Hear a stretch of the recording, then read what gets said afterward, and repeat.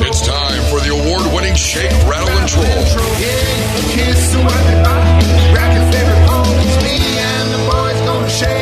A show for the serious fishermen as well as the novice looking for tips from the pros. We got the power, we got the speed. We're running wide open on a midsummer breeze. Freshwater, saltwater, watch out, boys. Bass Daddy Don's gonna make some noise. It's me and the boys gonna shake, rattle, and... Now, here's your host, saltwater fisherman, the man that fears no fish, Bass Daddy and tournament pro, Don McDowell.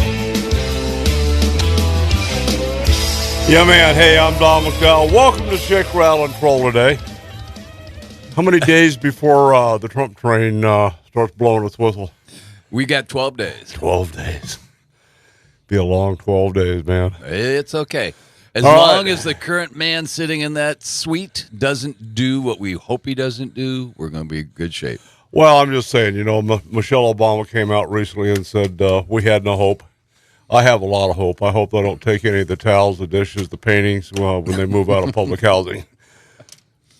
So much for moderation and reason. It went out the window just 10 seconds before that. John Colazar. I want to introduce our special guest, back by popular demand, the president. Yes, the president himself of the TBF.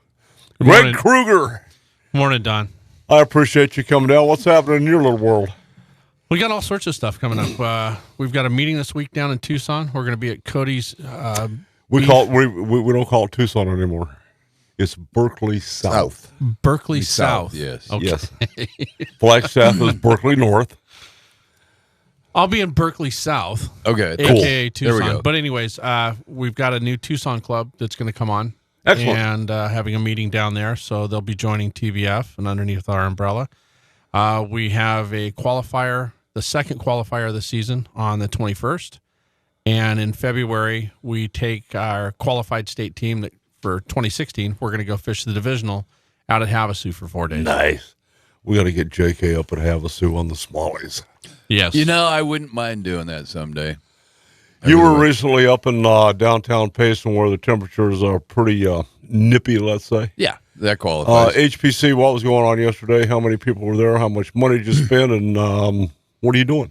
Actually, the meeting was held out at Game and Fish yesterday. We started at 9 o'clock, and there were probably about 25 people around the big oval tables.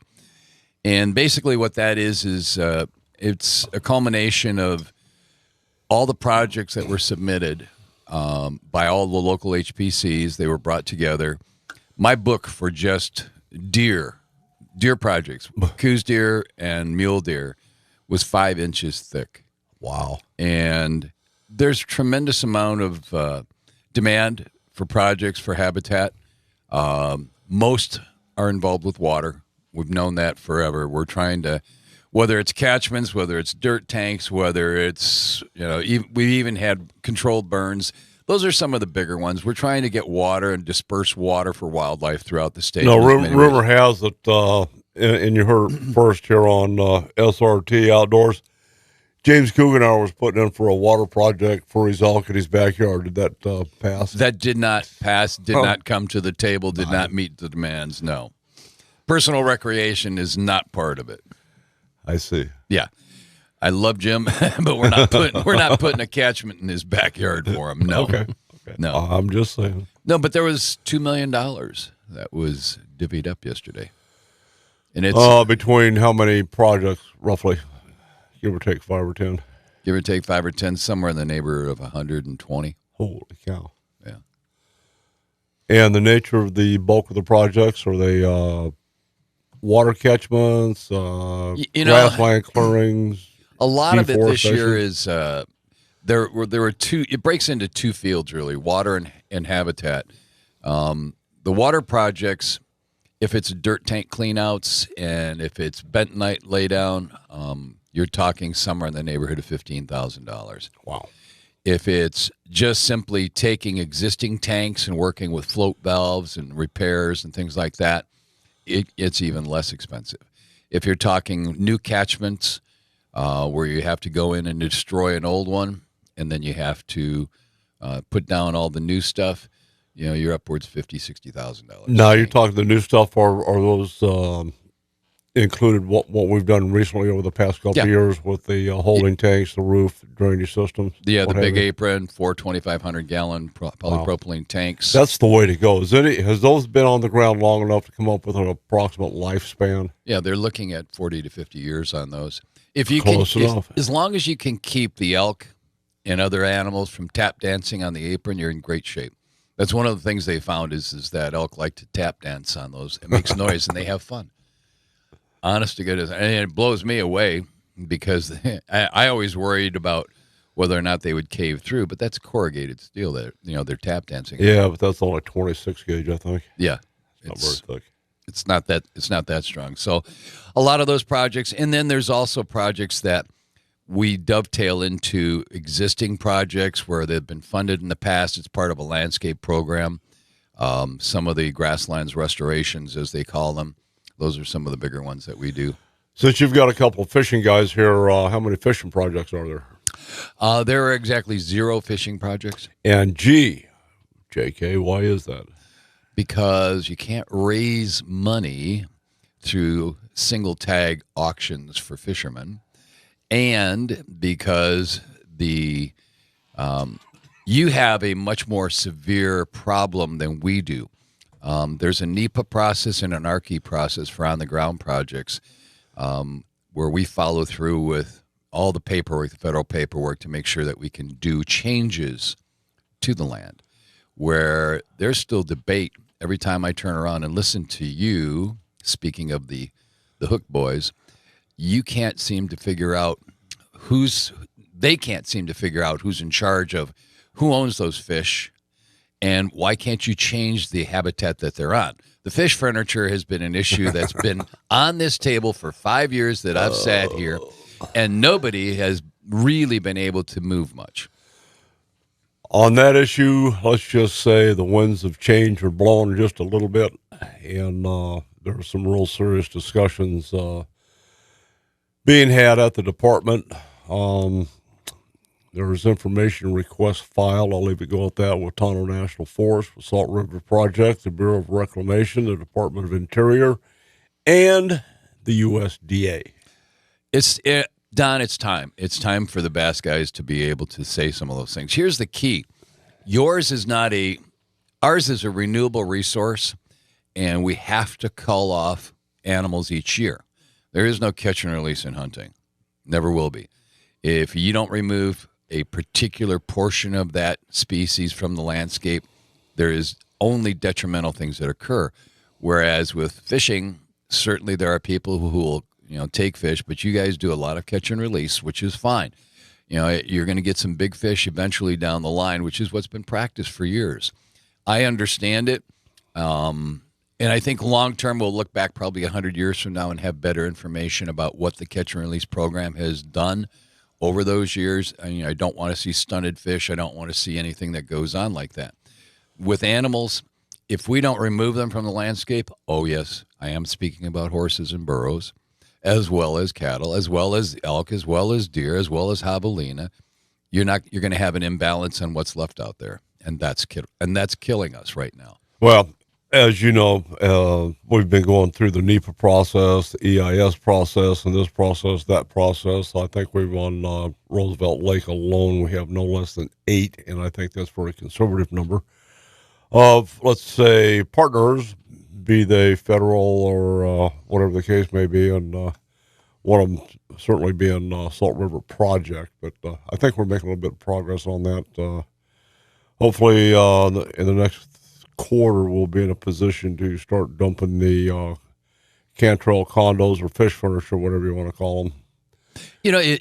I guess I see it as yours has always seemed to be much more of an adversarial process between the entities who lay claim to fish, water, and lakes, whereas with us, we know the enemy, and many times it is the U.S. Forest Service or it's the the BLM. Yep. And we know how to legally do what we need to do to get it done. There's a lot of paperwork required. There's a lot of comment periods and all of that, but we know how to do that circuit. As with anything, if it's in a wilderness area or monument, ain't happening, folks. You familiar with the Eddie Murphy movie Risky Business? Very much so. quote of the century. Sometimes you just got to say screw it and do it. Screw it and do it. All righty. That said, we'll be back with Greg with the Bass Federation. Special K. Voice of Race, Moderation and Reason. Hey, I'm Don McDowell. We're going to flip into a break. We will be back.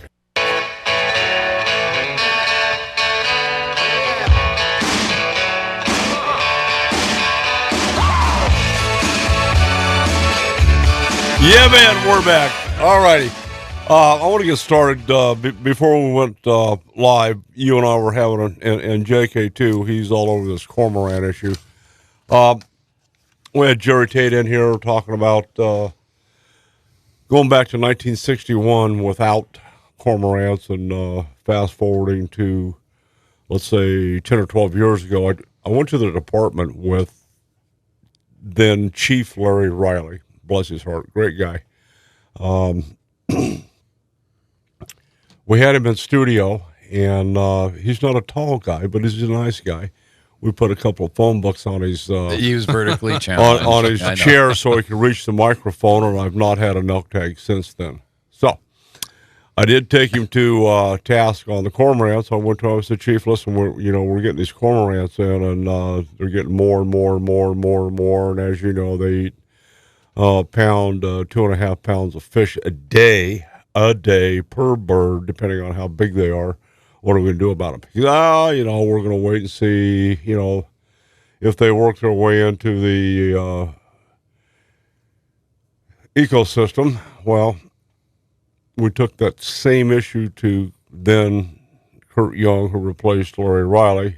Nothing happened. I took it to Chief Cantrell when he got seated and said, look, we got to do something about these birds. And he said, yeah, I agree. We tried to get a depredation permit out of Tempe Town, especially on Tempe Town lakes. That kind of went south. I don't think we had the correct political persuasion or lifestyle to deal with at that time. I know what you're saying. The mayor of Tempe. So I stepped it up a little bit more because John's, albeit a good outdoorsman, he's not a fisherman necessarily, but when we get him on the water, you got to see him with a crankbait. Chunk one, chunk one, DD20. chunk one. I I could do that all day long. Yep. Yeah, amusement fishing. Yep. Anyway, we're seeing an influx. We just did a paper on what's going on here. We have a couple different types of cormorant, albeit you can't tell them one from another, and it doesn't matter. They're here. And Jim DeVos, I spoke with Jim at length about it, and he made a comment that kind of bounced off the walls. He says, well, I said, Jim, these are not indigenous. He goes, oh, yeah, they are. We've always had them. I said, well. No, we haven't. Yeah, well, they're not indigenous. They're migratory birds, and what they have done, they have found a place where there's a lot of habitat. There's a lot of forage for them. The weather's always nice. It's called their happy place. So why are they not migrating? So anyway, consequently, we've turned the gas up on that, asking for predation permits. We've had three at the last meeting, 3 bird strikes out at Phoenix International. Sky Harbor. Yeah. And my question to all the guys are, what are we going to do? Are we going to wait till they wipe out the 18 urban lakes that we have? They're feeding there. They're feeding down in your neighborhood in great numbers. What are you personally seeing on the water and then just here domestically in town? Well, if you're running around town, and we talk about our urban lakes and stuff like that, and we also talk about water impoundments that are in and around the valley that we see irrigation. Quite specifically, I'm close to 2 of them, which are part of the Roosevelt Water Control District. And is that what that is? Those are overflows? Those are overflows, and what they do is they go on down south and feed the farms that are south of Hunt Highway. Right. And there's also another impoundment that's down in that area too that it pipes down to. But these are good-sized birds. So when we talk about a bird strike, and we think about all the pigeons that are around Tempe and stuff like that, and all the pigeons around the airport. About 3 pigeons big. Well, some are. I can tell you the ones that are down off of Gilbert and Chandler Heights and that Riggs area. those are a good sized 4 to 4.5. These are very, very healthy, well-fed birds. And it's literally like they're able to pull up to the buffet every day. Absolutely. The trees that are surrounding the water are dead from their waste. I'm not sure about the quality of the water, but I know the entire shoreline there. If you look at the shoreline, we did a piece on habitat destruction, and their droppings elevates the pH factor, kills the trees, trashes the soil below it, so it's all like a wasteland, scorched earth, if you will. It's completely filled with waste. But not only that, because they fly between these 2 impoundments, Right. and through that path there are all these houses. And you can literally see the flight path markings on the roofs, Drop zone.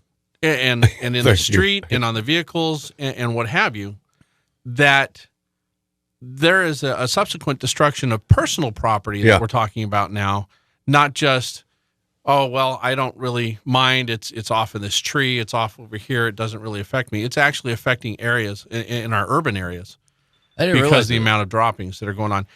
Now, pigeons, when they go ahead and they have their roost and they do stuff, you will not hear a roofing contractor come back in and say, well, you've got this, pigeon infestation. Your roof's perfectly fine. It's not doing any damage. The fact of the matter, from the feces and the urea from those birds, tears stuff up, it breaks it down, and you get into these neighborhoods where you've got this flight path. It's all over the roofs. It's on their cars. It's on their house. It's on the paint. It is doing destruction. Yeah. And bingo. These are extremely healthy populations. I don't mean you walk by or drive by and see 12, 15 birds. You see birds that have completely loaded up trees to a point it doesn't really look like a tree. It looks like a festering of birds. Those will be dead trees. The fat willies is specifically right there on that south end of the impoundment, right there by the parking lot. Right. I went by there probably 3-4 days ago. I happened to be going down that way. I started counting. I lost count at about 80, but I was moving quick. And it's completely the entire circumference of that lake. It doesn't have one area where they're just congregating. It is the entire circumference of that lake. And the same thing with the next impoundment down. Going down towards Riggs. It is a very concentrated, healthy population of those birds right there. And I know they go through 2.5 to, I've heard as much as 5 pounds a day. I guess, again, it depends on the size of the bird. It does. I've read no less than eight different studies, and the 1.5 pound, 2.5 pound fish are that's pretty common, but you see them choking down fish that weigh 5 pounds. In some cases, 3 to 5 pound, right? Whatever. One of the problems we're facing right now, Fish and Wildlife Service is in a lawsuit with the bird people. Who are the bird people? Audubon. U.S. Corps of Army engineers in the Northwestern Fly Zone decided to, and I believe they were duly permitted. They went in and whacked 18,000 birds, which didn't put a dent in them because there's just a bazillion up there. They had plans to go in and eradicate 26,000 individual nesting sites. The bird folks got a hold of it, filed a lawsuit, objecting. The next thing we know is Fish and Wildlife Service is refusing to give out any more permits because of this lawsuit.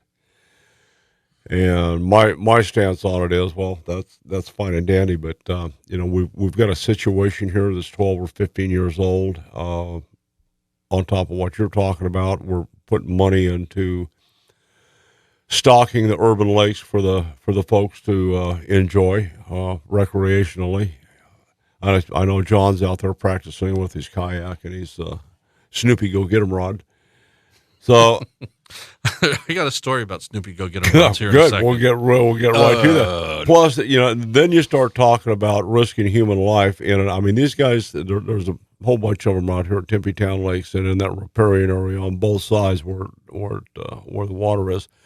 And then there's talking with Bobby Wright. I've seen him out there on the Gila River and the Salt River down around Buckeye. They're making a foray to Lake Pleasant. You can sit out on the front porch and about 30 30 minutes after gray light, here they come. And then early afternoon, late afternoon, here they come back. So it's just like, what the hell are we doing here? So the department has come up with a scheme to do a study. It's called a plan, Don. It's not a scheme. It's a scheme. Okay. And here's why it's a scheme. One other catalyst that I find pretty interesting, the Southwest Bald Eagle Management Committee, and in their infinite wisdom, apparently hasn't read any of these studies. We have an infestation in Castle Creek, Coles Bay, up in the Agua Fria, and they're very protective of the eagles there. What they haven't read in these studies, because they haven't read the studies, is the cormorants damage the bald eagle habitat.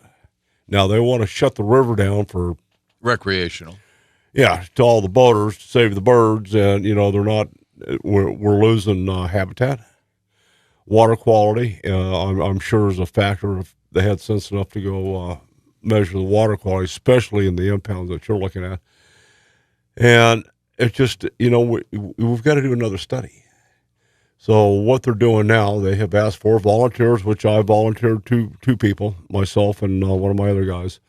Over the next year, we're going to go out and we're going to count heads, determine the nesting sites, the feeding sites, the path in and out thereof, and trying to see what the head count is. Serious? A year. 1 year.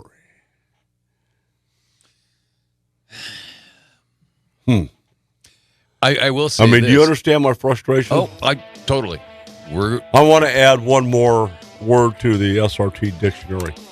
Pissed offness. Pissed offedness. Yeah. Pissed offedness. All right, when we come back, we'll change gears and gripe about something else. I'm Don McDowell. Greg with the Arizona Bass Federation. Special K. Come on, help me out here. Wolves of the water. Yeah, okay. Don't go away. More of Shake, Rattle, and Troll is coming up. Well, the morning's kind of damp. I'm not worried about cutting the grass. Left my truck at the boat ramp and my boat is full of gas. My old boss thinks I'm sick today. He won't have me to harass. 'Cause I'm out here on the river and he can kiss my big old bass. Kiss my bass. Yeah, man, that means only one thing. The master rod builder himself in downtown Payson, where I bet you got your little fuzzy house shoes on today, don't you? Exactly right. I was just thinking it's not damp. It's not damp up here. It's frozen. Yeah, nice. Yeah. Right on. All righty. Well, welcome to the new year. Thank you. I understand your water catchment project was denied by the HPC yesterday. I'm really sore to hear that. Yeah, right. Although there were a lot from the permittees around, the Young and all of the areas around Payson. There were a lot of those projects that were approved. Was there any work in Hagler Creek or surrounding area? Not Hagler. No, but, Hagler. Okay. No. All right. Well, take it away, James. Okay. Hey, the big news up here is the water flow. With the snowstorm that went through here, there is so much water flowing into Roosevelt Lake. We haven't seen it like this in a long time. And just for a little visual for your listeners, the Salt River, its normal rate is about 8 feet deep for this time of year, and it peaked at just over 14 feet recently. And on the Tonto end, which normally flows at about 2 feet deep, it reached almost 7 feet deep. So there's a lot of water. That's a lot of water. Yeah, coming man, in. A lot of water. Now, when you think that Roosevelt Lake is 20 miles long and about 1.5 miles wide, that's a lot of water coming in. We went up like 2%. It's up to 40% full.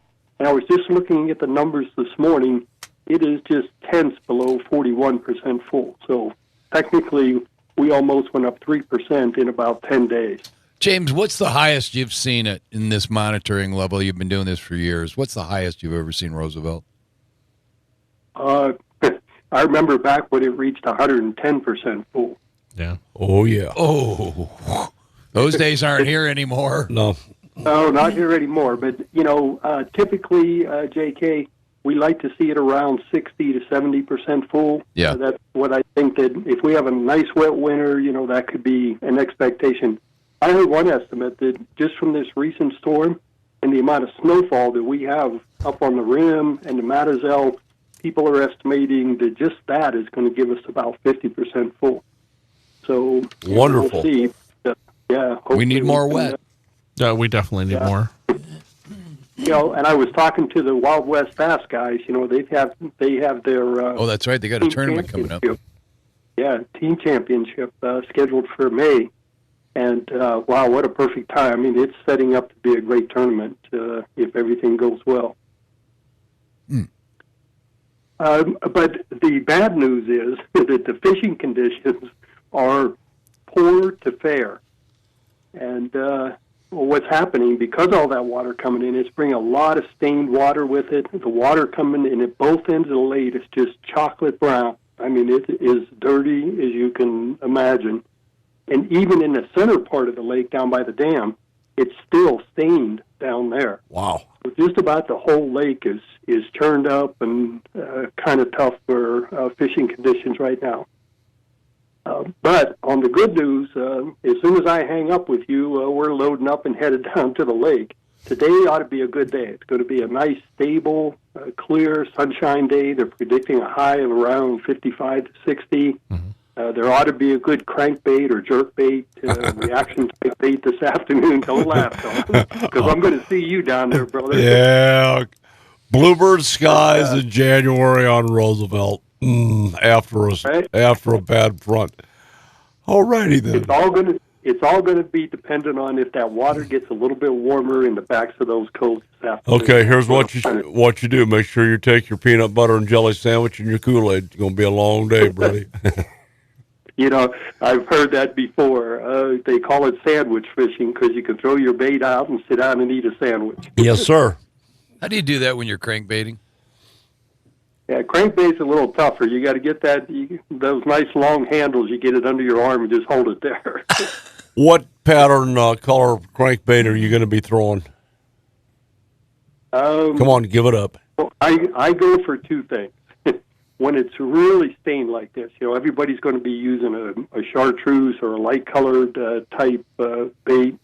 But I always go back to shad-looking imitations. If there's any amount of clear water, and the clear water is going to be in the first foot or two away from the shoreline, right? That's where I'm going to throw my shad color imitation. Okay, that's shallow clear water, but what are you going to do in the deep, dingy stuff? Deep water, there's a custom lure maker down in Tonto Basin. He built a big spinner bait. It's a 1-ounce spinner bait called a Big Mama, and it's got these chartreuse blades on it. Yeah, buddy. And that's what I'd be throwing this afternoon in deeper water. Yeah, man. But I think with all the amount of stained water that's in there, I'm going to be looking for anywhere where there's clear water. I'm going to check around Rock Creek. If there's a little bit of flow in there and it's a little bit clear towards the end, that would be, I'm going to stop there first because I'll Troy and go right around the corner. Let's ask the president of TBF, being the fine angler that he is, what would you throw? If I was just going out just to catch fish today, I'd probably head over to the tires and be a little bit lazy and throw a Cinco around the Johnny tires. Johnson syndrome. Yeah, maybe. Other than that, maybe a deep diving. Okay, let's assume the tires are off limit. I'm throwing a big Thanks to Neil Bosworth at Tonto National Forest. Well, it's not tournament time. It's just fun fishing today, right? Well, sure. No, we'll throw a big crank. Throw a deep diver. Okay. Yeah. And JK? What's good about that drop shot or a Cinco around the tires is two things. First is, once it falls about 10 feet, you can crank it up again because you're below where the fish would be. And exactly. The second thing is, if you feel anything out there, it's a strike. You don't even have to question it. Anything that happens to your bait, rip it out. Yep. It's fun fishing. Yeah, it is. All right. Well, fishing's just fun anyway. What would you throw? Probably a DD-22, like a fire tiger. Wow. that'd be a good bait too. He's been hanging around you a little bit, hasn't he? Woo! Woo! I read well. I think he's going to be standing on the bow of the boat with his compound bow with an arrow on a string. I have the attention span of a gnat when I'm fishing, and I can sit behind a pair of optics all day long. I'm serious. If you give me a range that I can glass, I can sit there all day long. You put me on a boat fishing, I've got to be moving. I have to be cast and retrieve. JK, categorically, that's a modified behavior pattern. I understand it. Yeah, I know you do. Yeah. All right, what else? Hey, crappie fishing. This is a little bit of good news. We continue to catch good crappies. Guys are telling me that they're catching 20-some crappie out there in 4 hours of fishing. One of the things that we were talking about, I had a call from an angler last week, and he was saying he was seeing deep crappie, like in 25 to 30 feet of water, and he couldn't catch any of them. And asked a few questions, and basically he was fishing a little too deep for those crappie. They will be out there, but the crappie you want to look for are in 15 to 20 feet of water. That's where they come to feed, and when they're up in those areas, that's where you want to be fishing for them. Guys are still trolling. Guys are still using straight line or vertical type technique, and but either technique seems to be catching good fish. So crappie fishing's good. Cool stuff. Are you hearing any rumors of guys sneaking in and chopping holes in Wood Canyon, fishing trout? I was going to say that. It's frozen up there. All the lakes up on top of the rim are frozen now. So we're telling people, unless you're an experienced ice fisherman, you probably don't want to be heading up there right now. Go look somewhere else to go fishing. Don't chance even on a warm day. No, you might be able to get in or get out. Tip ups and spooning out your hole. Yeah, that's fun stuff. That's a Michigan thing, JK. Oh, absolutely. Yeah. I've done enough of that. Well, you being the third generation gypsy that you are, do y'all steal chickens in the wintertime? No, no, we have to stock up in the fall. Okay, we get that run. I'm just checking. Yeah. No, nobody's going out that kind of weather. All right. You and I had a little bit of a conversation on Raul Grijalva's press release. I talked to Congressman Gosar's staff. I know you got an email from Jeff Small, the legislative director.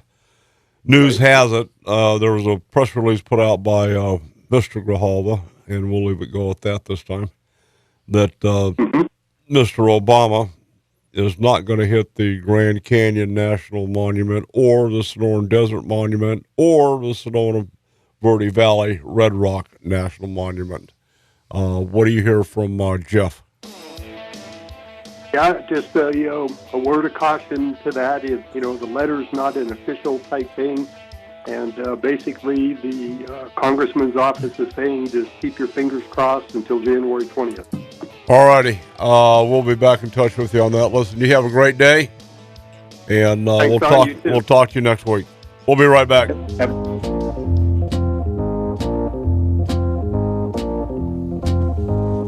All righty, we're back.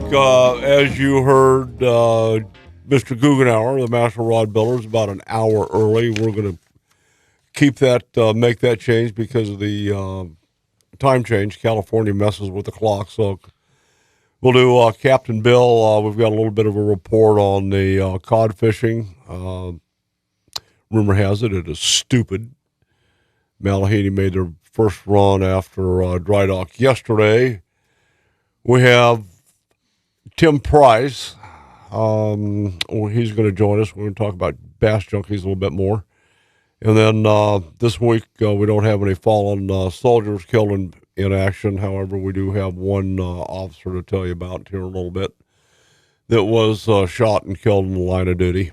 And anyway, let's get back to Mr. President. Are you guys having a membership drive this year?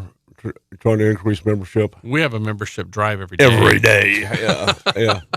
Long and short of it, how does a guy sign up? I've had a number of emails this past week looking for clubs, and The best way to sign up, and kind of a blind sign up deal, is just to go to www.azbassfederation. It's all one word. So www.azbassfederation.com. And you'll see up there on the bar, it'll say sign up, join, members. No matter how you click it now, it all goes to the same place. The links that we had that were broken before have been taken care of. I got a really good IT person that's in there right now that is taking care of everything that's behind the front page. And click on that, join. You're going to want to contact us either by email, and you can get to the email off of that area as well there on the website. You can also contact us through Facebook, and it is AZ Bass Federation on Facebook. Okay. And reach out to Stephen Boyce. He is the vice president. You can reach out to myself, Greg Kruger, or Ryan Van Sickle, or Jaron Kitchen, any one of us there on Facebook, and we can see if you happen to be a boater and you need a co-angler to pair with for the draws. Because what we do is we pair people up, then we go into the drawing process and we draw like a pro-am. So you do not fish with the person that you are, quote, paired with. You fish with the person that you are drawn with. And then we go forward. The pairing is to go ahead and help offset travel expenses and things like that. We've got a great schedule this year. We are out at Saguaro on the 21st. Then February, we have our divisional. March, I believe we are at Apache. Wow. April, we go to Havasu. Bingo. May, we are at Alamo. Then if there's any water, there'll be some water. There'll be some water. There'll be some water. Yeah, There'll be some water. I think I'm clicking my heels at the same time as I'm saying that. But listen, I need to get Richard Matt doing a rain dance out there. So somebody needs to, because honestly, out of all the fisheries that we have here in Arizona, Alamo is probably the one that is more specific to anglers than anything else. You don't have the wakeboarders. You don't have the jet skiers. There's too much stuff underneath the water. Oh, yeah. They'll wind up impaled, going off of something. So you want to maybe that's where we should relegate them to. No. I'm just saying. There's a reason why we fish Saguaro in January. Yeah. Because there's hardly anybody on the water except for fishermen. Yeah. After that, then you get into sight fishing season, and you're battling the wakeboards and all the rest of the stuff, and it's not any fun. But Martinez after that on the backside of the season, it really is. Martinez is just a trip. You'd love it down there. Yeah. Between Martinez and we don't talk a whole lot about the Yuma fisheries that are down there. There's Mitri, there's Martinez. Oh yeah. And the reason you turn around and you say, okay, Martinez Lake, it's part of the river system. You have Martinez Lake, you've got the Colorado River, all that backwater back there. Close to that also is Ferguson Lake. These are just east and west of each other, basically across the river. And it is fantastic fishing. You've got every technique that you could possibly figure out inside of. We need to get him down there. JK, it's just awesome. It is. Really? It is. Yeah. There's I'm going to in turn around and plug these guys, but there's a group on Facebook called the Dirty Mission Boys, and they go back into the backwater and they cut some of that access back out so you can get to it, and they're working hard. That's a pretty fouled up area with some of the razor grass and things like that. It's chainsaws and dirty and smelly because it's down toward the end of the river, but it's like a little jungle down there, but it pays dividends. So fun to fish. So fun to fish. You're talking about objects in the water that could impede the progress of my DD22, and it's fun. Oh, yeah, absolutely. I get more hang-ups than anybody in the world. Well, it's welcome to fishing. Well, then you're fishing correctly. Exactly. You're actually fishing to go catch something. Yeah. Because they don't hang out. If you don't get hung up or fall out of your boat once a year, you're not fishing hard enough. Bass are all about structure and opportunity. I know that. So you've got to have structure, and they have to be presented with the opportunity. It's a good fishery, and like Mr. President said, we don't talk about it a lot because it's it's in the back of your head, and we're all focused on Roosevelt or this lake, that lake, and it's a drive to get down there, but it's well worth it. It's a drive, once you but get it's well there. worth it. It's a 2-day. It's definitely a 2-day adventure because you cannot make enough of that area. You might get socked into something and you've got a great bite, but there's like 10 other places that you know of that you want to get to, and one you're like, I've never been here before. Accidentally, this is awesome. So there's Mitri Lake that's down there. We're already looking at 2018 and looking at the schedule. Possibility of Mojave being on our list in 2018. Ooh, what's your thought process behind Mojave? Try to find it when it's not windy. Okay, good. Well, I think we used to have 15 fish in Lake Mead. 5 of them moved down to Mojave. So yeah, it's a challenge. It's a nice smallmouth fishery from what I understand. I haven't had but one opportunity. It's coming up on the smallies. In the past, it really hasn't been, but it's over the last few years, yeah, it has been. The divisionals. One of the things about the Bass Federation, what you're doing, it's not going to be a big money tournament. That isn't what the federations have ever been about. We leave that up to One Bass and the U.S. Open and things like that, and the bigger ticket things. This is an opportunity to move to another level of fishing. It opens up to the state team and divisionals. The divisionals being at Havasu this next year. This is the first time that we've expanded our team from 12 up to 16, and we'll wind up taking 8 anglers and 8 co-anglers. But from there's going to be 4 guys this time around that are going to go to nationals, which will be at Table Rock. Wow. Big difference. Yeah, that's cultural shot going to Table Rock. Good grief. How many days will they have to pre-fish that?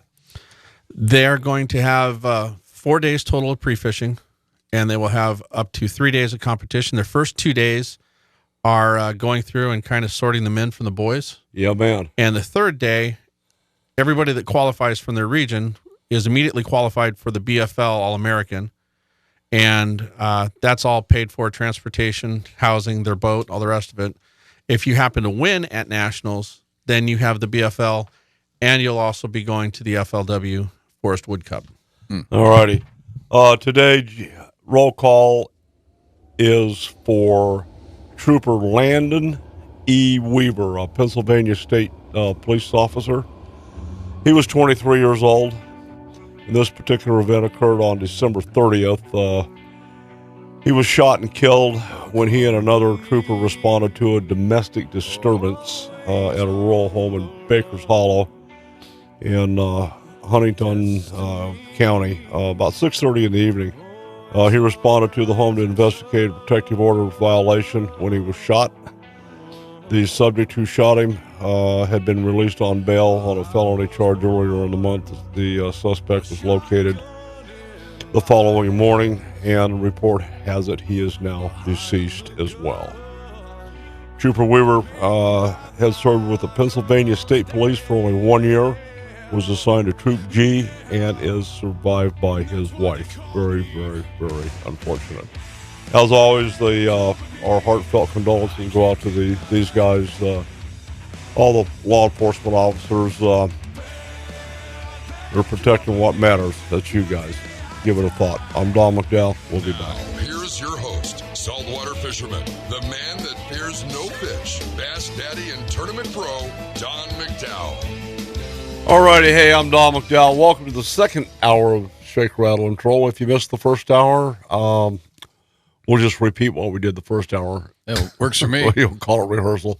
John Colazar, the president of the ADA. We have not talked about that. We need to get that information out there on the Arizona Deer Association annual banquet, which should be really fun. We have the president of the Bass Federation, Greg Kruger, and joining us from a remote location, Tim Price is going to be talking about proper toe care as we go along. It's called fingernail clippers. Yeah.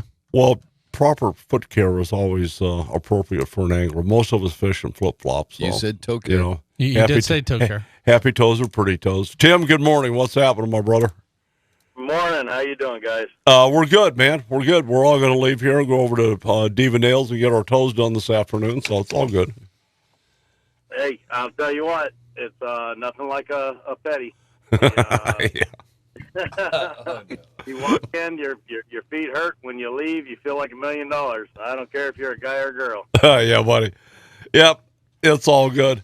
Hey, listen, I appreciate you playing along today. We've got the president here actually sticking up for you today, which is highly unusual. But you guys have got a pretty aggressive schedule for Bass Junkies. You want to give us a complete rundown on what you guys are up to? As far as our next event is the 14th, this coming Saturday at Saguaro Lake. Looking forward to that. We've had a lot of guys that actually requested that lake. I don't know so much about maybe in January, but the nice thing about it is we should have the lake to ourselves. We shouldn't have a lot of competition out there with wakeboard boats and things like that. Then we have our February tournament. February 25th is at Roosevelt Lake, going out of Choya. Now, I would assume by February, with the influx of water, things should have mellowed out by then. Probably won't have near the stained water that we have now. And I would really hope that maybe we'll get lucky and there'll be more of them trees in the tonneau and the salt end back in the water, and hopefully the water level will come up. They won't keep dropping it. Yeah, I think it's going to be pretty constant about that time of year. SRP is going to have some decisions to make with Horseshoe, Bartlett, and Roosevelt as they go through the spring. But with them, it's always a wait-and-see process. Let me ask you this before we get into the next couple of tournaments. So how does a guy sign up for Bass Junkies? At the lake, first come, first serve. We try to keep it an even playing field. Get there, sign up. We're always there the day before. If they want an early number, they can always catch us there. Like this tournament, we will be at the lake by 5 o'clock with a table set up so that they can start registration if they want to come out and register. Okay, when you do the registration, are you signing these guys up in the position that they register, or are you doing the draw method? No, in the position they register. Okay. So if they that's come always out, fun. The first guy to sign up is going to be boat number 1. Yeah, it's always interesting to see what P you draw. Yeah, man. Especially in the wintertime, being in a later flight is always good. So, yeah, I guess you can wait till the last minute to sign up. It's okay. Let's run over the tournament fees. Do you have to join a TBF, or can you come as a non-TBF member? No, Bass Junkies is it's a standalone. Bass Junkies. It's all on its own. It's not affiliated to TBF. Now they do from this past year. Tim, it's Greg, by the way. Bass Junkies has done an awful lot for the TBF, but they are not a TBF member type organization. They are a standalone. Okay, good. What about tournament fees and option cost? Tournament fee, it's $275 all in. $225 is the actual entry fee. Then we have a $25 big fish and a $25 first option. So $275 is all in. Okay. We give an 80% payback, a true 80% payback.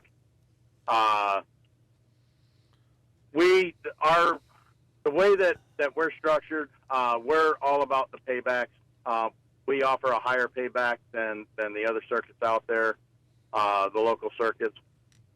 What we are essentially trying to do is we're an angler's tournament, and that's what we shine and strive to be, is an angler's tournament.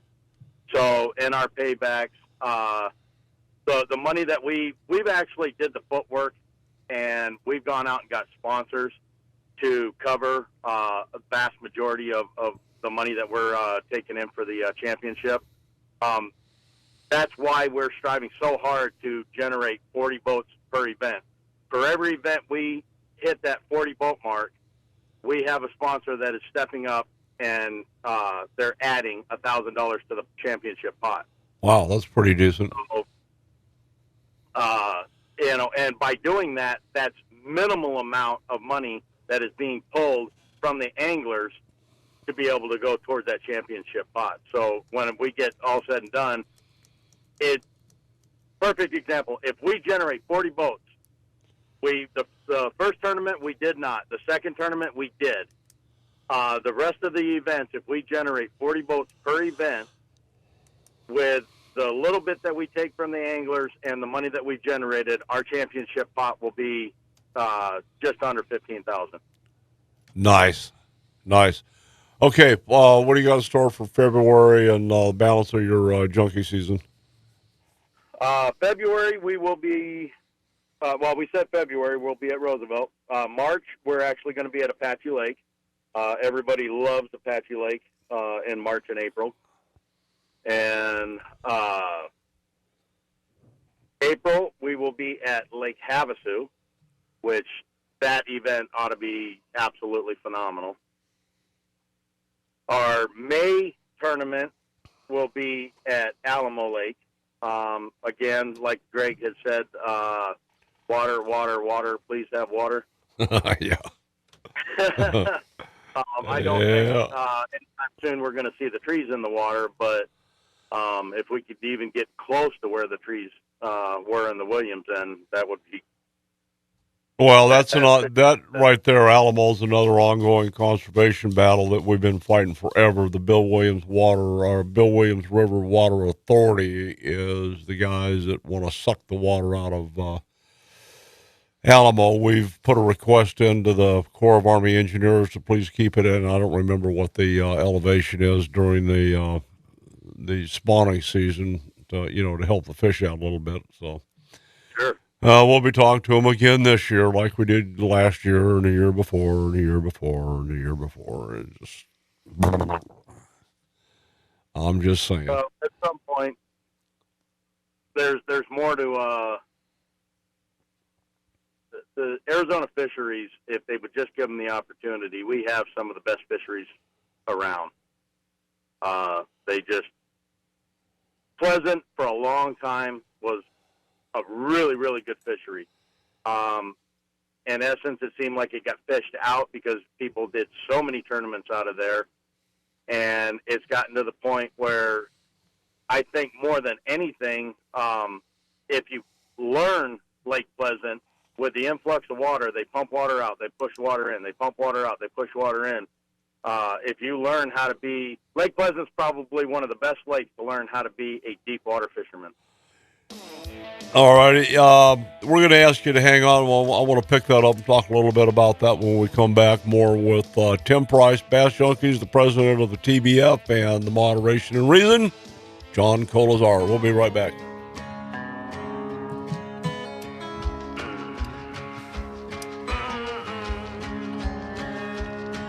Last night I heard this politician talking about his brand new mission. Liked his plans, but they came undone when he got around to God and gun. All righty, we're back with Tim Price talking about Bass Junkies. Do you have a recommended group therapy for Bass Junkies besides the once a month on the water? Come on, Tim. Help. Work with me here. No, as time progresses, we would like to see another element of Bass Junkies happen to where possibly we're able to run two circuits. But every weekend that you get the opportunity to be on the water instead of working like I am, is a great opportunity in itself. It's I am hoping that we just recently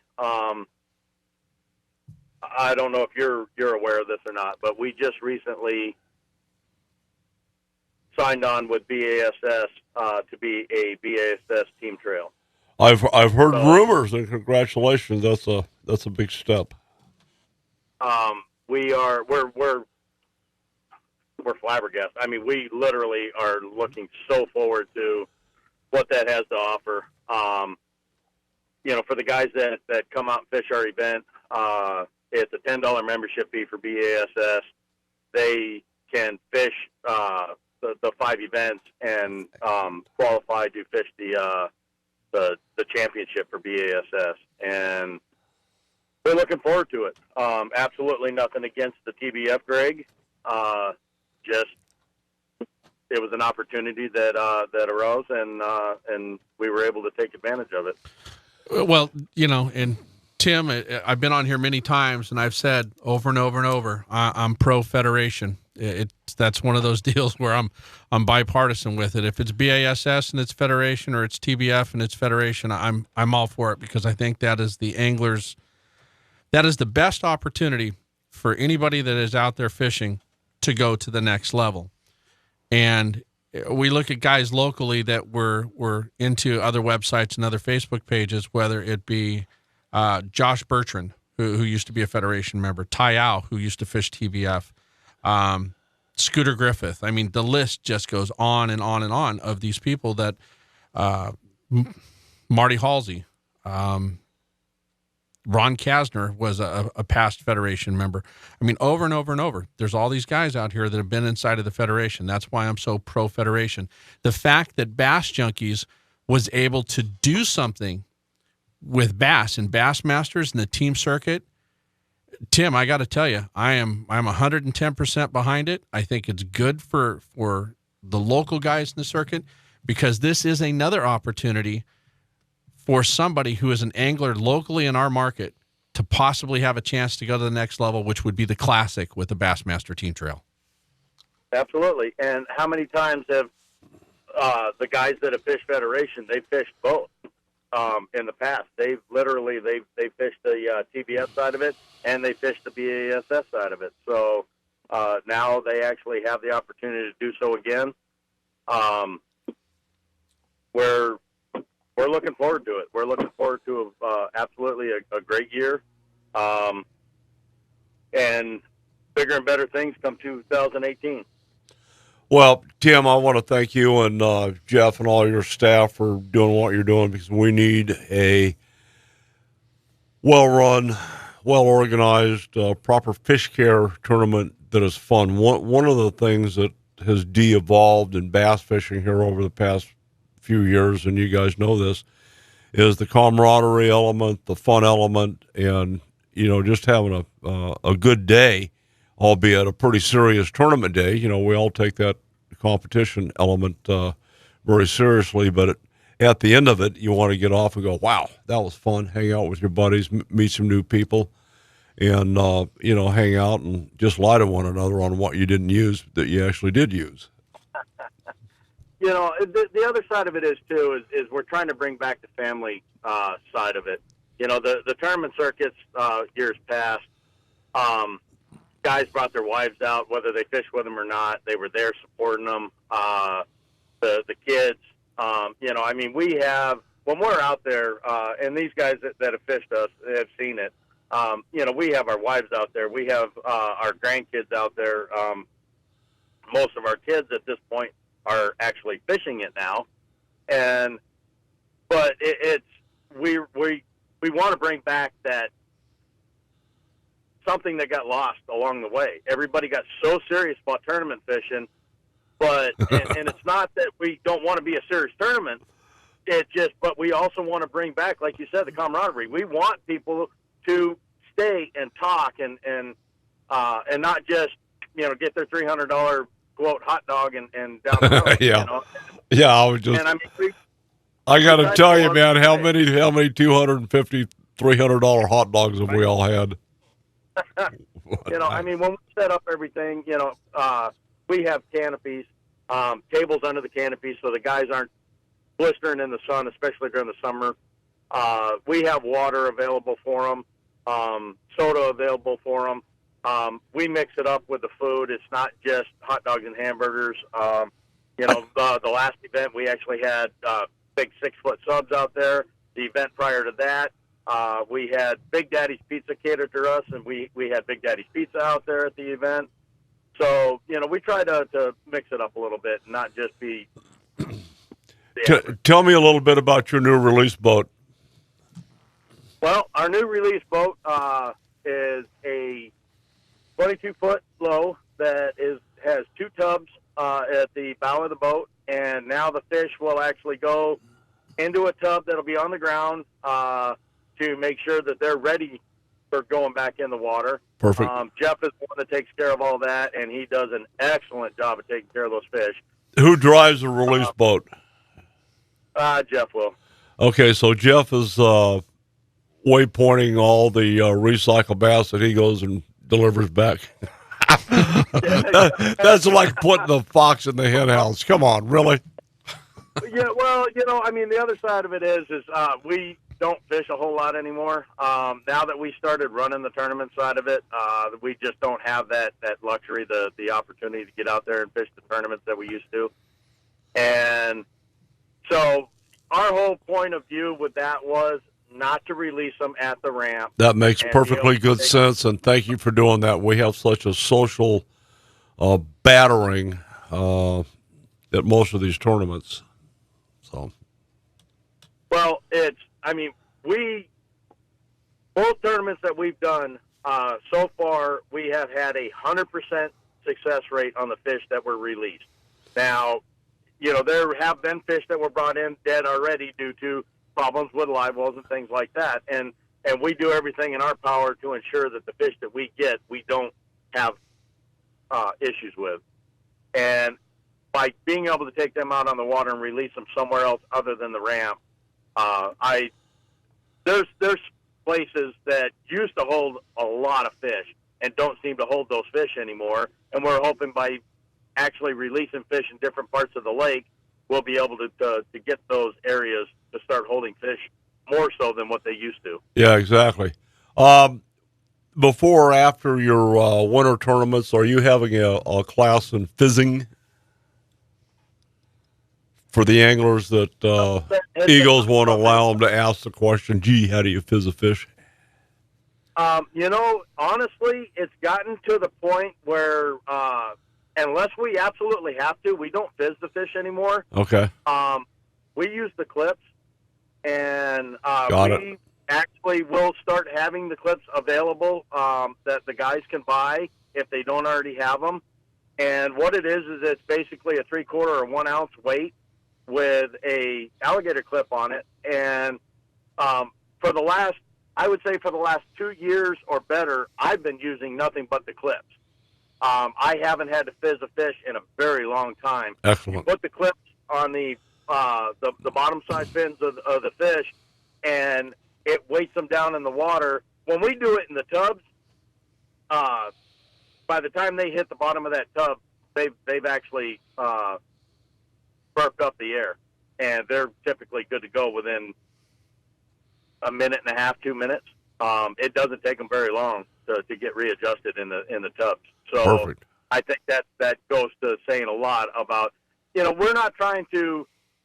There was a lot of talk years back about needling the fish, improper needling in the crusher. No, hold on. There's a difference. Needling is what your wife does. Fizzing is what you do to decompress a fish. Okay?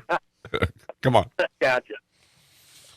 But there was a lot of talk about needling the fish, fizzing the fish from the side, about the blisters that it leaves, the scarring for the guys that don't know how to do it, stabbing them multiple times trying to find that air bladder.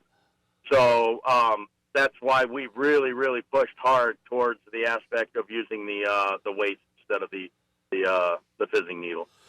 All right, well, good stuff. Listen, get your information into our marketing strategist, just so you'll know. The new website's going to go live sometime this next week.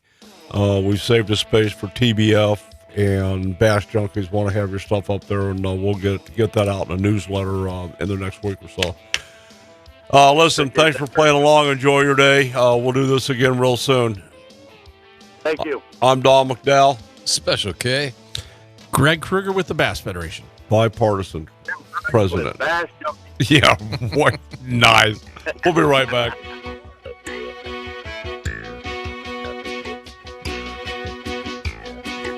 All righty, hey guys, we're going to change gears and go to San Diego over on the left coast. They call it the left coast for a reason. And visit with our good buddy Captain Bill aboard the good ship Malahini. Captain, you got a copy, over? All right, you're that. Good morning, guys. How's everybody doing this morning? We're good. We're good. How are you doing? How's the new hardware working out? Oh, they're sore. But they're doing all right. They're doing all right. You doing your jumping jacks yet? No, not yet. Good morning, KJ. How you doing, Captain? Laid back. Those squats getting to you? Oh, the muscles are sore. That's pretty much it. The knee pain itself, as far as from them sawing and carrying on, that's fine. Very cool. It's all muscular. I'm like, okay, whatever. What's next? How did I know he'd be that type of a therapy patient? Whatever. What's next? Dude. Well, Captain, let me ask you. You're a pretty tall guy anyway. Did you increase in height? 1.5 inches, believe it or not. Wow. Oh, I'm going in now. I want to be back to 6 foot. I was like, wow. That is huge. Funny. I'm taller. Like, yeah, I know. Whatever. Yeah, that's Captain Bill. Yeah, buddy. All right, well, couple of questions. This isn't necessarily a Coast Guard inquisition, but how's the good ship Malahini back in the water? She is in the water, and she ran her first trip yesterday. Nice. After sitting for, second week of November through yesterday. It's kind of sad, but yeah, no people. No people. Everybody's wrapped up in Christmas, which is very, very, very understandable. And I'm all right with that. We ran our first trip yesterday. We got some fish counts on, posted on the board there, and hopefully we'll get off the dock here on Tuesday. And I sent out a very important text message / Facebook post / website post, just letting people know that it's really important. If you plan on coming fishing with us at this time of the year, you call and make that reservation. Because we predicate our fishing the next day on the fact that, we have 10 reservations. Walk-ups are awesome. Don't get me wrong. We love walk-ups too. But if you made that reservation, it makes it easier for us to keep the boat online. We have 5 people at 7 o'clock. Chances are the boat's going to be canceled because we only have 5 people. We have 9 people. Chances are we're going to get some walk-ups. So, yeah, we're going to go fishing. We need folks to, when they call and make that reservation, whether the clerk at the office says all you need to do is show up. No, Captain Bill told me to make a reservation, so I'm making a reservation. There you go. Well, that's only prudent. Absolutely does. So what'd they catch yesterday? Oh, cod fishing was stupid. I could not believe. Oh my gosh. At 15 anglers at 75 reds, was a bunch of groupers. I think they had like 4 or 5 lean cods for their trip. Guys said it was fun. They saw yellowtails, but they weren't fishing yellowtails. We're trying to get this cod thing going, and it's really important this time of the year because when things go back to normal, that's what we're going to have to depend on, for our staple through the winter is the cod fishing. So we're focusing on cod. Be happy to catch yellowtail. Amen. Well, the only other numbers that were up on the board were the Old Glory. They had a day-and-a-half trip for 26 guys, 54 yellowtails, a handful of barracuda, a mako shark, and 145 rockfish of sorts. Yep. Oh, they're fishing They're fishing Colonet. There's boats down there knocking a squad out of yellowtail. But that's day and a half trip. That's day and a half, 2 day stuff. Yeah. And for us, them trips cost anywhere from $300 to $199. What kind of a rig are you suggesting the anglers use, or what are the boys on the boat advising the anglers to tie on? I'd bring 2 setups, one 40-pound stick just in case the yellowtail pop their heads up while we're cod fishing, and then one 25 to 30-pound stick. I would suggest if you have not fluorocarbon, if you have Spectra, bring it, because we're fishing anywhere from 200 to 265 feet of water, and monofilament stretches, as you know. Oh, bad. It makes it a little harder to feel the bites. 8 to 10 ounces of sinker, 2 long shank number 7/0 hooks. You're good to go. What's the best bait? You guys using cut bait, live bait? What are you doing? We're using cut bait, live bait, fin bait. Fin bait meaning chovies or sardine, and then cut bait, dead squid.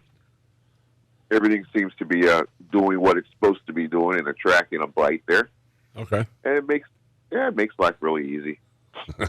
I don't call it easy button fishing, but it's easy button fishing, if that makes sense. Everybody has an opportunity to catch, as opposed to fishing for yellowtail, where you're driving around the ocean all day long and you might catch 3. That's crazy. What all did you accomplish on the Malahini boat while you were in dry dock? We haven't hauled out yet. We're supposed to. Oh, you haven't? No, we're supposed to haul out the 22nd. Wow. And I'm guessing we'll be out of the water probably 12 days, maybe. Wow. And then back in the water. Yeah, we got some things to not really address, but just routine maintenance stuff at the bottom of the boat. Get all that stuff squared away, get splashed back in the water, and good go for another year. We were down for that period of times. We had, just some engine maintenance that we were doing and taking care of. Well, it's always good to scrub your bottom once a year. It's definitely a good thing.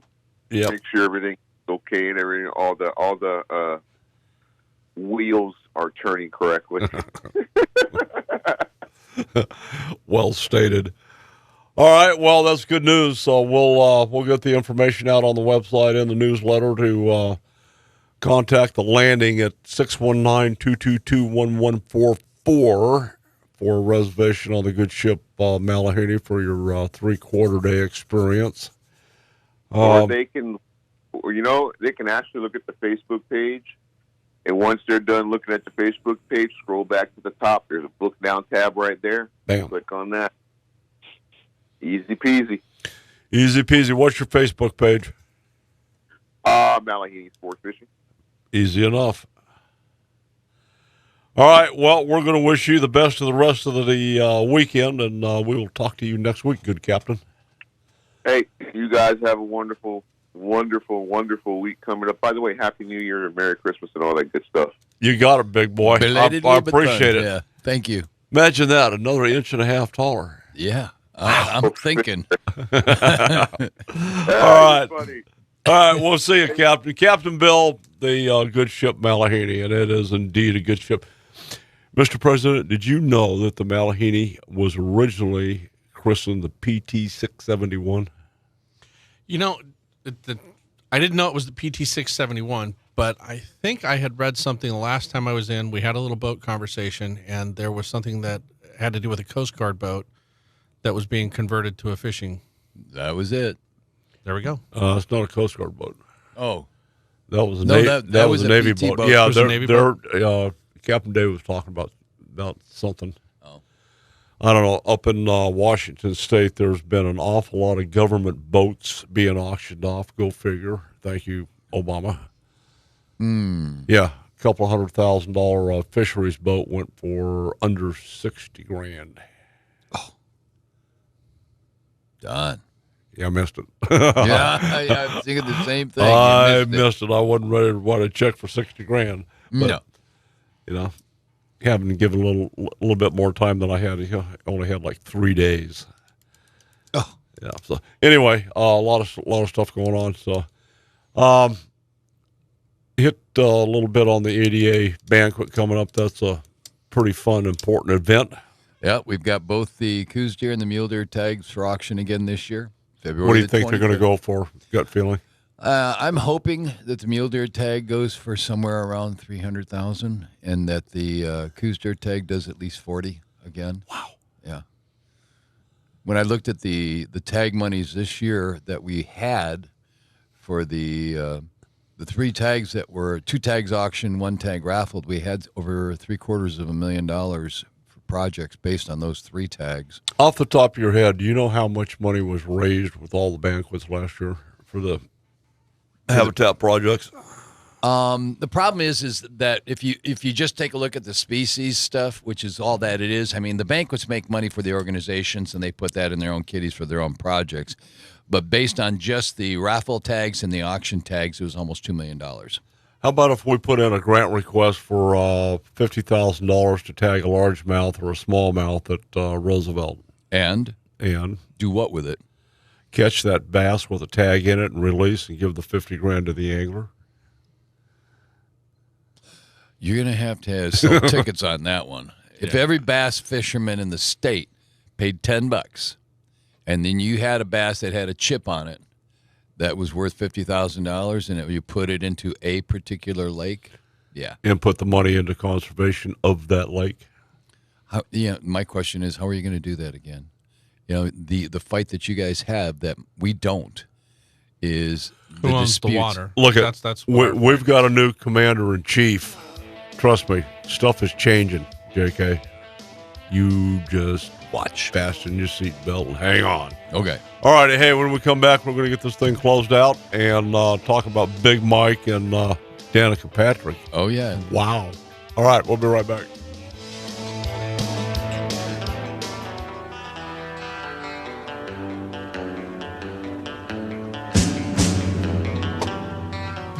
All righty, we're back. I want to thank everybody for tuning in today.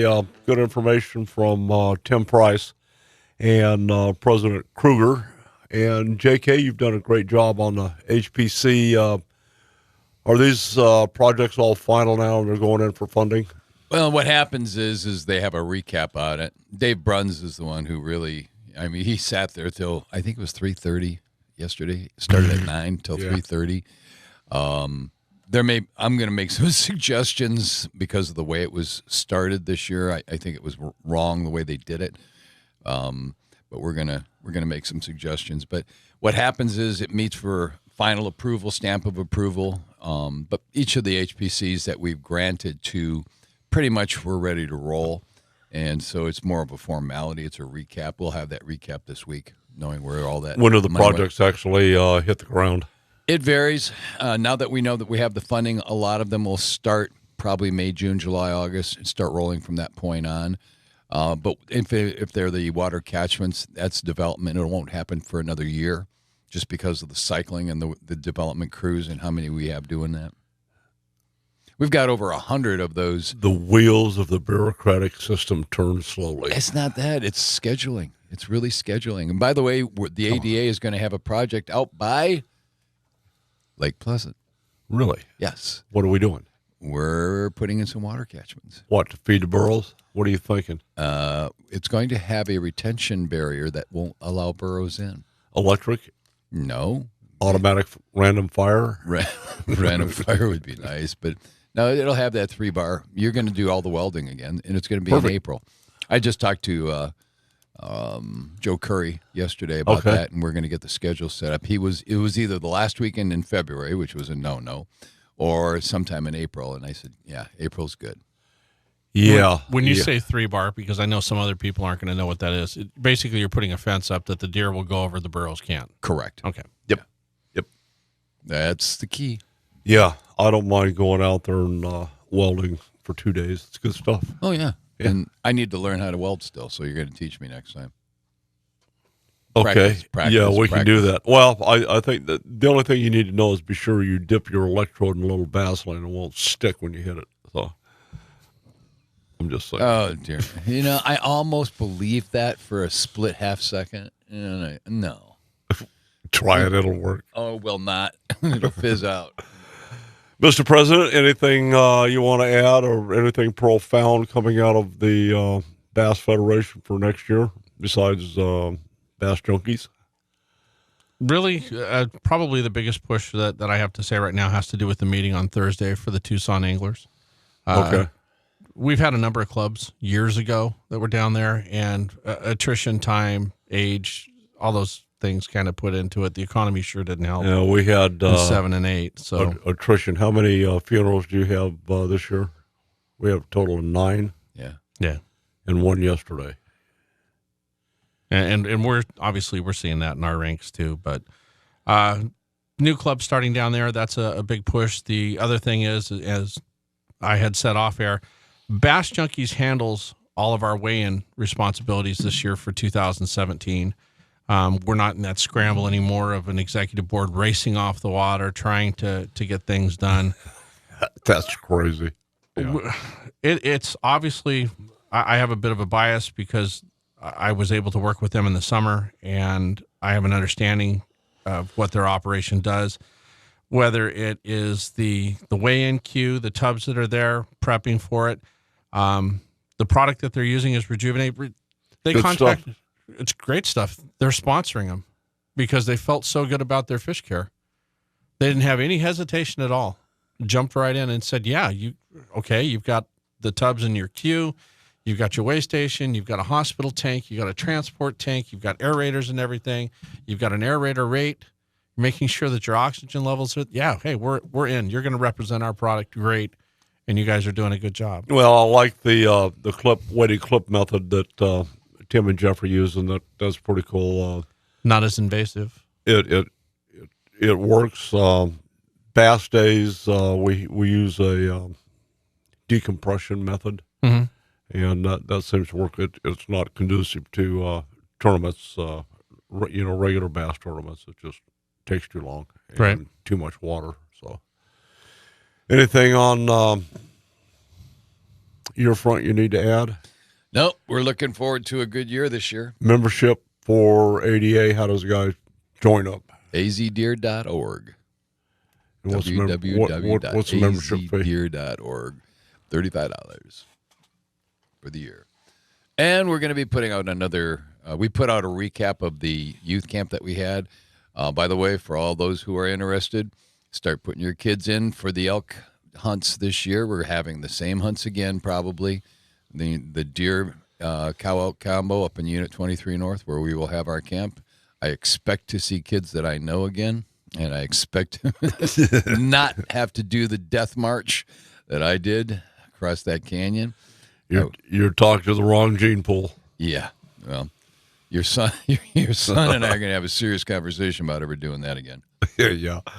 Was there a tally on how many kids, how many meals were served at the last youth camp? I just saw the recap the other day. I do not have a number on how many meals, but it had to be more than last year, which was like 500 meals. So I know that we had a very substantial turnout. Each night there was a lot of people that were there having dinners. Unfortunately, half the time we got back too late to help, but barely. Or eat. Yeah, that was the other thing. We came in too late. Usually by the time we were done with our hunts, that everybody had packed up already. So, but we were driving a little further than most people are going. Well, there wasn't a lot of socializing. You park the truck, get out, stumble, and hit your cot. Boom. Mm-hmm. Game was over. Some of the places we walked, they were pretty steep. Yeah, good stuff. Yeah. So we're going to do that again. We're going to have our banquet. We're going to have the work project, and then the drawing you have to put in. Remember, the deadline's coming up in February. You can go online and put in right now for your elk tags as well as antelope for the year. So it's real key to people to pay attention to that. Well, from here out until that time, there will be nothing but praise for all the powers that be. So maybe I'll get a deer tag this year. Dreaming's free, Donnie. Dreaming's free. Dreaming's free. I can't believe it. I put in for deer, elk, spring turkey, spring bear. Oh, that's right. Buffalo. I may not be here next week, and I've got a javelina tag, and then I won't be here for sure in May because I got that spring turkey tag when they're gobbling. Well, that's good. I was blessed. Out of all the things that I put in, I got a javelina tag. Oh, good. Yeah. Where at? up in Burroughs Central, behind Lake Pleasant. Ooh. All right. Shots will be fired. Yep. A lot of javeliners up there running around. And my next couple of weekends will be up there doing the javelina hunting with Jimmy Unmocked and Tracy Unmocked. Archery. Downtown New River. Downtown. Well, we're going to go a little north of New River, Morris Gulch area, but we're gonna get in there. Yum. Yeah, yum. I have somebody who said they will smoke that pig for me, so okay. Deal. You can if you can keep them lit. They're hard to get started. So, really. Oh, Don, you need help. Serious help. Arizona free range bacon. Yeah. Oh, I wish we could get those. Yep. On the conservation front, as Mr. President and I were talking, we're going to be pushing very, very, very, very hard on the cormorant issue. We will get something done on that in a very short period of time while the feds are doing whatever feds By the way, think they need to do. What was the Audubon's problem with removing the cormorants? John, I don't want to be critical of those folks. They do some very, very fine work. They have a tendency to be a little bit on the green side, and they don't think the process through. They're willing to sacrifice the good of the whole for the good of the one when they don't understand the impact of what the one is having in an area or a geographic location where they're not supposed to be here. They're supposed to come, do a stopover, and go somewhere else, wherever it is they go, back to the Pacific side of the life. But what we're seeing is the neotropics and the vagrants coming up out of South America. And through my research, the vagrants are supposed to be in the southern hemisphere. They're popping up sporadically in California. Just not a whole bunch, but just a few here and there. So, they're like the guys from Nicaragua sneaking across the border. Not a lot of them, but here they come.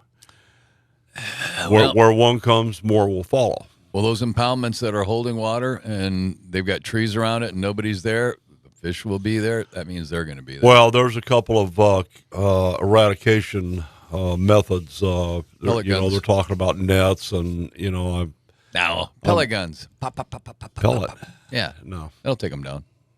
Yes, it will. Really? Yeah. Mm-hmm. Look at it this way. I'm on a move this year. I want stallion medallions, burro burritos, and cormorant crusties. Yeah. Crusties. I don't know if you've ever tasted a cormorant, but it's certainly not on the menu. No, I've never had one.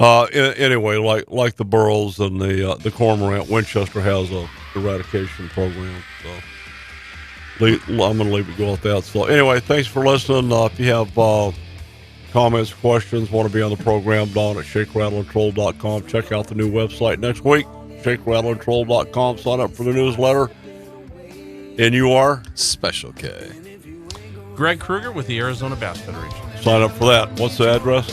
www.azbassfederation.com. And don't miss azbw.com, their newsletter. Hey, I'm Don McDowell. Take your kids fishing, hug your bass boat. Thanks for listening. We're out of here. Shake, rattle, and troll. Kiss the wife goodbye.